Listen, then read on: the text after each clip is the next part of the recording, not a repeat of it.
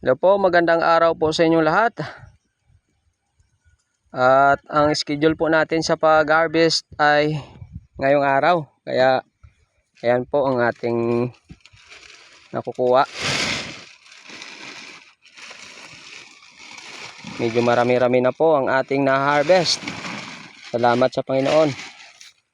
Kaso talagang na-stress yung natin, yung talong. Kaya marami tayong nakikitang medyo baliko. Marami yata itong reject. Dahil nung nakaraan ay ang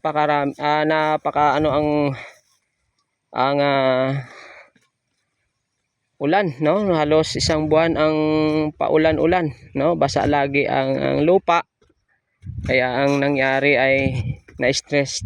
No, maganda naman sana ang tindig ng ating talong, no? Kita nyo naman yan, marami ng bulaklak. Yan ang po yung alagaan natin kasi yung una na mga bunga ay talagang nadali ng ulan, no? Hindi natin talaga maiwasan, no? Naglalagay naman tayo ng pero tingnan nyo, talagang maliliit, no? Kaya tinatanggal na natin yan para sa sunod na harvest natin ay mga straight na. Ayan ang ating kasama. No, ang ganda naman ng tindig ng talong natin, guys. Oh, green na green. No, napakaraming bulaklak. No, hindi lang masyado nakikita pero ayan, grabe. Salamat sa Panginoon, grabe ang bulaklak dahil nasa 3 araw na ang matinding init ngayon, no. Ayan, medyo maganda na ang panahon. Kaya bulaklak lang ang makikita, hindi masyado yung bunga dahil yun nga ang ulan ay nasa halos isang buwan. Ayan, oh, medyo pang ang lupa dito.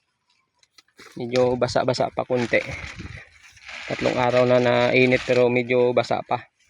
Dahil na talaga to, nababad ang ating lupa sa tubig. Ayan. Siguro estimated lang natin dito ay mga 400 kilos siguro, no? Meron kasama reject. At mga nasa pila na tanan kasama ay nung nakaraan niya isang mga 600 700 800 kilos, ngayon mga 400 kilos. Mas marami na sana itong ma-harvest natin, guys, kaso talagang ang panahon, talagang ang klima natin ay pangit nung nakaraan. Kaya ngayon pa lang ang ating tanim, parang bata pa na, ngayon pa lang nagsisimulang gumanda dahil gumanda na rin ang panahon. Ayan, oh. Napakaraming bulaklak pero wala masyadong bunga na nakikita. Yan nga ang ating alagaan na, dahil pag maraming bulaklak, ibig sabihin maraming maibubunga ito. Ayan, ang ganda naman ng tindig talaga. Yan po. Yan po ang mga nag-alaga ng talong. Pag talagang ang klima o ang panahon ay pabago-bago, lalo ng ulan na tuloy-tuloy, kahit anong alaga natin sa ating tanim ay naapektuhan talaga ang bunga. Ayan, no, tingnan nyo naman, ang ganda naman, no, violet na naman yung mga tangkay niya, no, ang ganda, oh. Ayun, ilang cluster yan, ilang piraso ang bulaklak niyan, bawat sanga. Yan, no, kahit saan ka talagang ang dami ng bulaklak, no. Ilang piraso yan, oh. Yan, hanggang doon.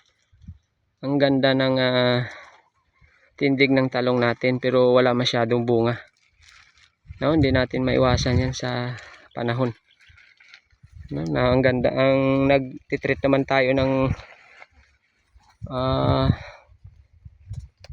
hindi naman natin pinapabayaan to, kaso talagang ang panahon na ang kalaban natin, wala tayong magawa. Kaya pray lang tayo sa ating tanim na makabawi man lang tayo sa ating mga gastos at pagod. Ayan. At nakita nyo naman na hindi naman masyado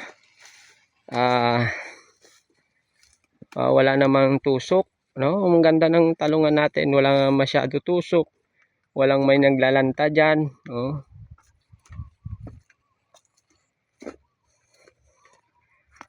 Ayan. Yan pala ang mga dahilan dahil kung kasi ilang beses na tayo talong, no? Ang ganda naman dati ang talong natin. Pero dito lang ang na-experience natin na kung ang panahon pala ay ulan ng ulan, naapektuhan ang kanyang bunga. Talagang nagbabaliko. Kala ko lang sa tag-init lang, yung pala sa pag-i-stress, no? Na-stress ang talong talaga. Nadadali ang bunga.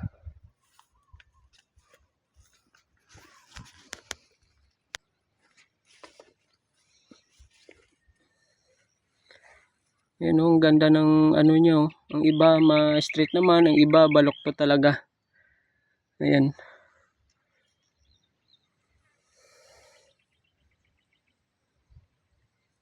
Hindi siya ang talong natin. Pero loobin natin na alagaan natin itong mga bulaklak kasi napakadami. Ito ang ating papagandahin. Sana hindi na umano ang panahon. Ayan o, tingnan nyo guys yung bulaklak yan o. Napakarami. No? Every 3 days tayo nagpupulyar. Every week tayo nag-aabono. Tsaka every week tayo nagpupundicide. No, ginagawa naman natin lahat pero yung panahon ng kalaban natin wala tayong magagawa.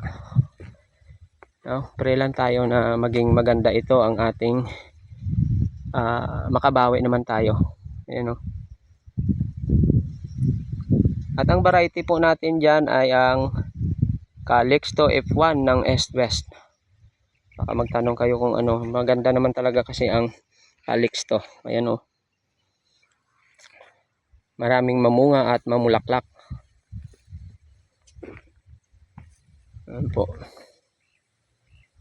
Nasa 4-5 ang ating tanim pero na-harvest niya lang ay nasa ano lang talaga. No? Parang pangalawang harvest na o. Nasa 1.2 pa lang. 1,200 pa lang ang ma-harvest natin. Ayan o. Kasi minsan may bumibili rito mga tigsing 50, 40, 30 kilos no, na punta rito ay nakukuha natin lagi. Pero ito yung schedule natin sa sa araw na ito. Yun, kalahati pa lang sila. Ay, magaganito din siguro so more than 500 kilos siguro ang ating ma-harvest. Yan po, salamat po sa inyo. Please subscribe naman po sa ating YouTube channel at sa ating Facebook page. Salamat po sa inyo. Naway ingatan tayo ng ating Panginoon.